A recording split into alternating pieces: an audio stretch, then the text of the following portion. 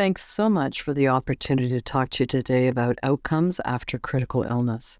I have no conflict of interest to declare, and I have no relationship with pharma or industry. I'm going to talk briefly about the critical illness care continuum, the evaluation of the importance of post-ICU syndromic constructs, risk stratification, trajectories of outcome, and relationship to goals of care discussions.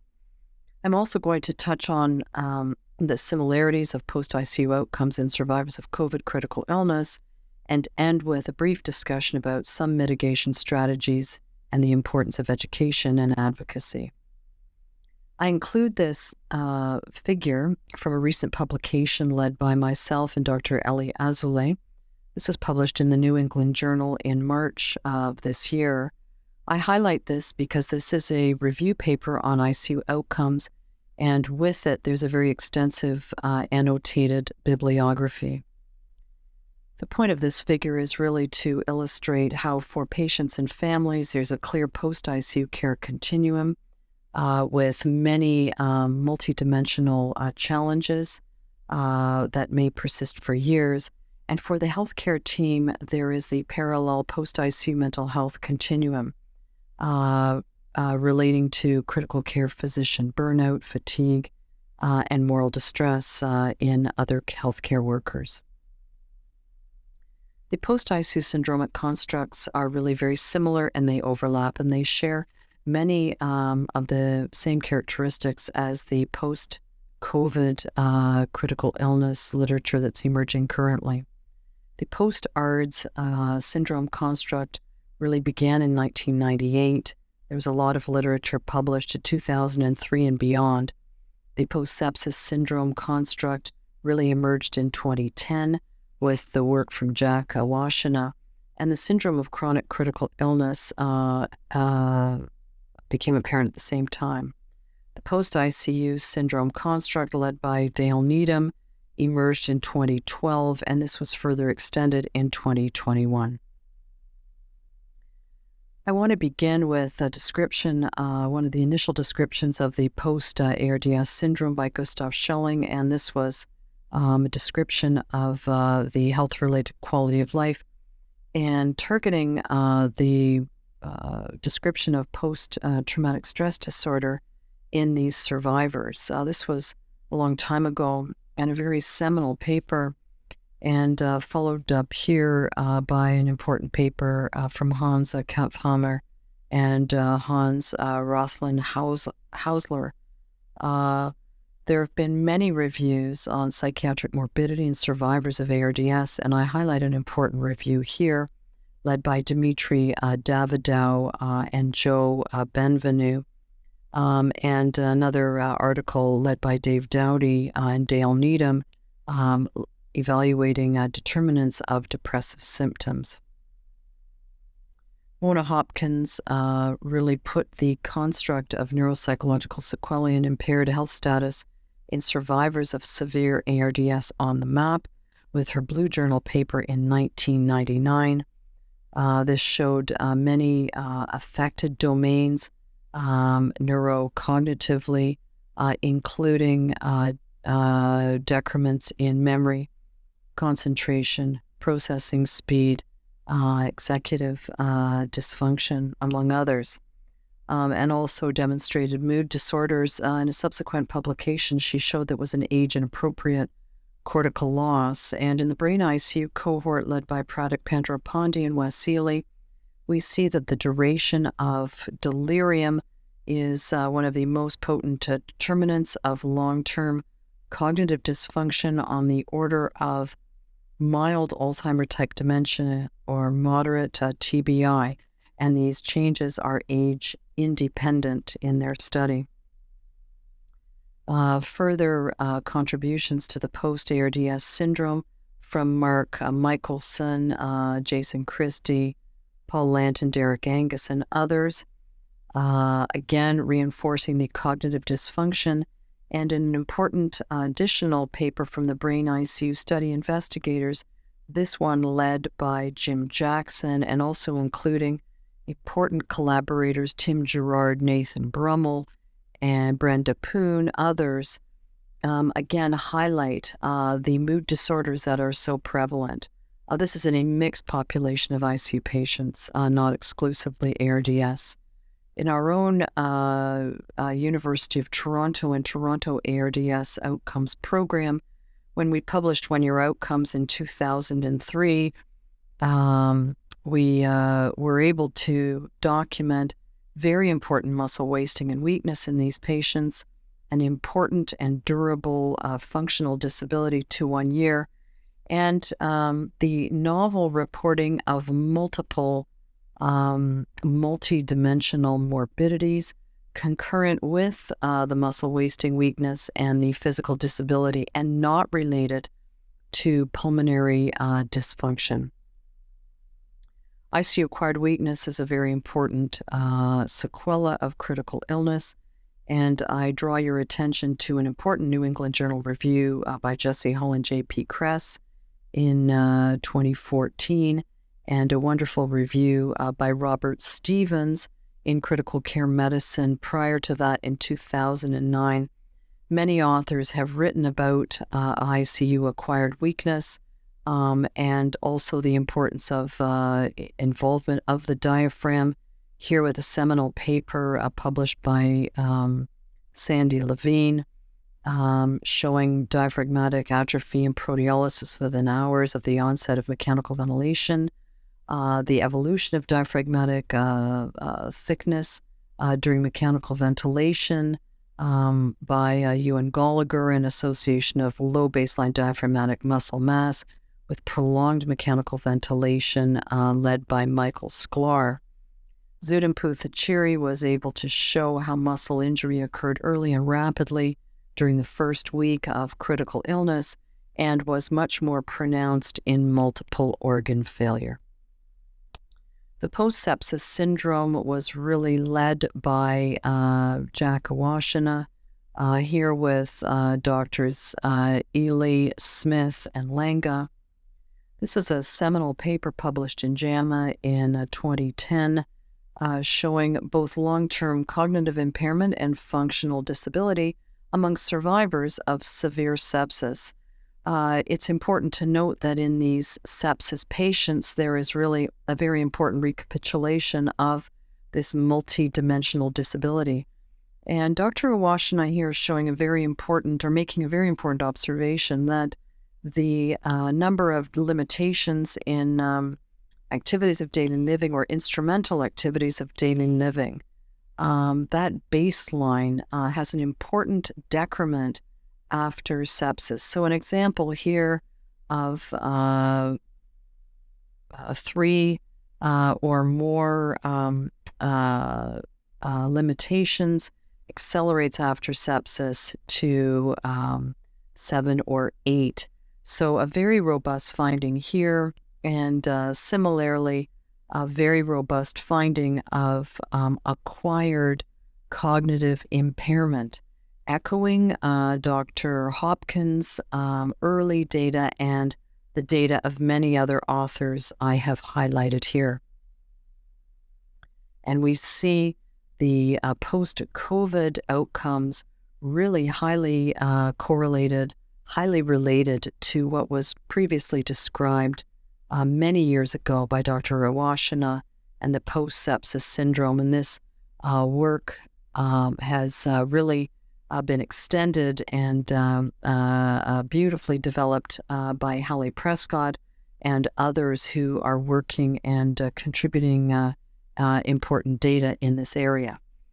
The syndrome of chronic critical illness was initially described in 1985 by Gerard and Raffin, and subsequent papers led by Drs. Nelson, Cox, Hope, and Carson, and more recently by Dr. Terry Huff and the Provent investigators, really helped to underscore the multidimensional disabilities and challenges in this patient population, including ventilator dependence, brain dysfunction, neuromuscular weakness, endocrinopathies, malnutrition, anasarca, skin breakdown, and symptom distress.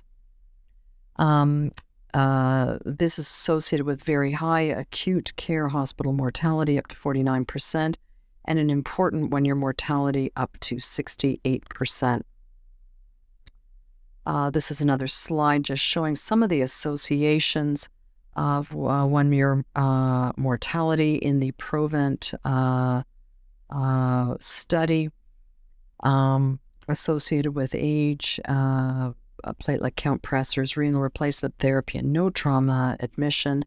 And in this nice paper by Jeremy Kahn and others showing the extraordinary increased costs accrued by patients with chronic critical illness in the United States. Now, in 2012, the syndromic construct of the post-intensive care syndrome was coined by Dale Needham and others, and this really includes many of the domains previously outlined in the post-ARDS, post-sepsis, and post-chronic critical illness outcomes literature. This is an important construct because it was derived from a very comprehensive stakeholders meeting and really highlights a lot of these robust morbidities. This was further extended by Rousseau and Jean-Charles Prusset in 2021 and highlighted the exclusion of frailty from the post-intensive care syndrome definition and also various multimorbidities. And there are many physical morbidities after critical illness, and I highlight them all here. I might just highlight a couple of things that often are not discussed with great frequency, pressure injuries, and also oral morbidities that often lead to extensive tooth loss, gingival disease, dental caries, and ongoing need for dental follow-up. Cosmesis is important. You can see here a lot of scars from a fasciotomy, from ECMO cannula, insertion, tracheostomy, and ties for the ET tube, impeding the upper healing of the upper lip or injuring the healing of the upper lip, and extensive pressure injuries that I've highlighted previously, which may extend for 1 or more years. Did a very nice paper by Mark Unruh and Chris Cox. I love this diagram because it really shows the Byzantine or complex nature of post-ICU trajectories, and in particular for those patients who've had prolonged mechanical ventilation. And in this nice paper by Hannah Wunsch in JAMA of 2010, we see a very clear and important survival decrease over 3 years and transition to skilled care facilities in post-ICU patients. Now, Dr. Needham's group and our own group followed patients out to 5 years, and were able to show that there was persistent disability out to 5 years. In Elizabeth Fo's paper here as part of Dr. Needham's group, they found similar results, and in addition found that a high proportion of patients had ongoing functional declines over time to this 5-year time point. Mark Michelson and Carla Seven, with many other post-ICU outcomes leaders, put together this Society of Critical Care Medicine International Consensus Conference on prediction and identification of long-term impairments after critical illness, and highlighted a number of important and recommended screening tools to capture the multidimensional morbidity after critical illness. Let's turn now to risk stratification and focus our attention on that and trajectories that emerge during the ICU and have important implications for post-ICU recovery and disability. Age really matters, and it matters because with aging, with normal aging, normal senescence, we will have a normal reduction in cognitive reserve, pulmonary, cardiac, and renal reserve. This is part of aging. And so age is an important marker, even in a healthy patient, of organ reserve. And this is why it is a determinant of outcome. In this wonderful work by Lauren Ferrante, which I like to frequently cite, she's been able to show very elegantly that the ICU functional trajectory is a very potent determinant of the post-ICU functional trajectory. And in many ways, this is echoing some of the earlier data that I showed from Dr. Awashina's work, but here really looking at trajectories over time, so extending that observation in her outcomes work. Frailty also matters. These are publications by Sean Bagshaw, John Muscaderi, Bertrand Guidé, Hans Flatten for the VIP2 study group. And frailty is enormously important determinant of outcome. Frailty, when combined with mechanical ventilation, portends a poorer outcome. And when you combine frailty with cognitive dysfunction and impaired activities of daily living and burden of comorbid illness in elderly patients, this is indeed very important and prognostic for poor outcome, high mortality, and substantial morbidity and disability. In this important paper led by Greet Hermans in collaboration with Greet Vandenberg, you can see that the weakness acquired during the ICU and stratified by severity of weakness is associated with cumulative survival over time. So weakness is prognostic. And we noted in our own Canadian Recover program a multi-center prospective cohort of all patients admitted for 1 or more weeks of mechanical ventilation that you could risk stratify patients based on age and ICU length of stay into 4 different functional trajectories based on the functional independence measure.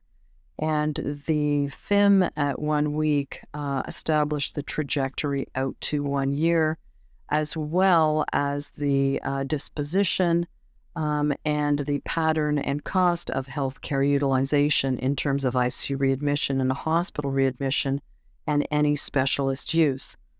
The mortality determinants for 1 year after ICU discharge included disability at 1 week, as I mentioned, age by decade, female sex, ICU length of stay by each week, and each point of the Charlson score. This is another figure from our recent review article, and just highlighting a few sample trajectories. There are probably many different trajectories, and those trajectories may be risk stratified by frailty, age, burden of coexisting illness, pre-ICU function, and cognitive health trajectories. The adherence to the standards of care articulated by the ABC-DEF bundle may help to mitigate disability acquired during the ICU, and a general attempts to ameliorate acquired or iatrogenic complications in the ICU. So patients definitely acquire different trajectories based on their functional independence, quality of life, and other important factors. And this will influence their healthcare utilization over time. And it's possible that there are ways to diminish this through education, nutrition, rehabilitation, mental health, drug reconciliation, and advocacy, and standardized follow-up. It would take an entire talk, a separate talk, to talk about the patients or the caregivers, and Dr. Azoulay talked a lot about this in our review article. But just to highlight here very quickly, the patients are having a parallel, are acquiring a parallel disability in the ICU, mostly focused around mental health issues, PTSD, anxiety, depressive symptoms, and additional stressors depending on social supports and financial or social circumstances. Just to very quickly highlight now in the last couple of minutes that COVID-19, this group of sepsis patients, created the largest cohort of ICU survivors in history. And the COVID-19 outcomes really resembles the other outcomes literature that I've already presented in terms of what one might expect after ARDS, after sepsis, and after chronic critical illness. Early data really support this, and in the first cohort studies, the early clinical characteristics of COVID-19 that emerged, we saw that those patients who had mechanical ventilation and were critically ill were really very sick, and the emerging literature taught us that COVID-19 was really a multi-organ dysfunction syndrome that we now understand creates multi-dimensional, multi-system morbidities. And here's a very nice early study on 60-day outcomes from Dr. Chopra, from Dr. Hallie Prescott's group. I previously mentioned her work in the context of sepsis outcomes leadership. And here you can see that patients had important durable disability, emotional impact, and financial impact. And here in the comeback French study at 4-month clinical outcomes, noted here, you see functional disability, pulmonary disability, cognitive dysfunction, and significant mood disorders of anxiety, depressive symptoms, PTSD, also insomnia, out to 4 months. And the 6-month follow-up study from Bin Cao's group, from Xiaolin Huang and Bin Cao, the lead. This is the 6-month Wuhan group. You can see the important persistence of symptoms in the critically ill patients and important decrements in the EQ-5D-5L across multiple domains, decreased quality of life, decreased distance walked in 6 minutes, and a decrease in eGFR, so persistent renal dysfunction.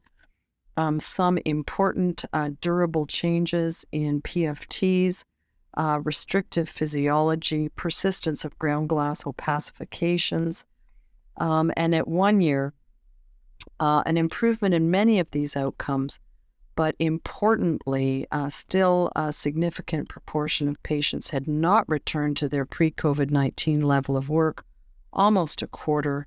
And the reason for that was largely due to decreased physical function. Again, this durable physical dysfunction. This Brazilian group, Taniguchi and others, described how frailty and disability were more frequent 3 months after ICU admission in their cohort, and most COVID ICU survivors transitioned to a poor health status. We're looking at that here in Canada in our national CanCOVE study that I'm currently leading with my colleague, Dr. Angela Chung. We learned from COVID that the de-adoption of so many components of the ABCDEF bundle led to an enormous resurgence in long-term disability, and both for patients and mental health issues related to families. So you'll see here in the red the actual proportion of these bundle elements that were adopted during COVID.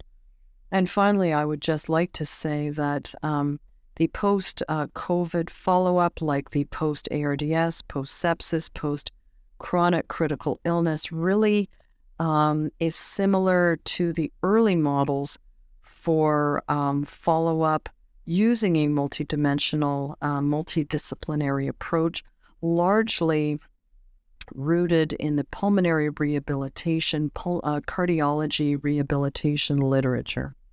And this is a very nice focused review from Nature Medicine, looking at all the different elements here in the post-COVID patient and how crucial it is to have a multidisciplinary, multi-pronged, longitudinal approach to education, rehabilitation, optimization after the critical illness. So just some final thoughts here. I wanted to frame the talk using the construct of the post-critical illness, the critical illness care continuum. We looked at syndromic constructs, comments on risk stratification trajectories, chronic critical illness to really help inform those states and also give us some clues about how to inform what COVID-19 critical illness outcomes might look like. There's a clear message to readopt what we de-adopted during COVID because we can see that the de-adoption was injurious. I think there's a lot of justification of the ICU care continuum model and the targeting of 1-year follow-up as standard practice for advocacy, for intervention, for accountability. And perhaps we really need to rethink what the patient outcomes might be.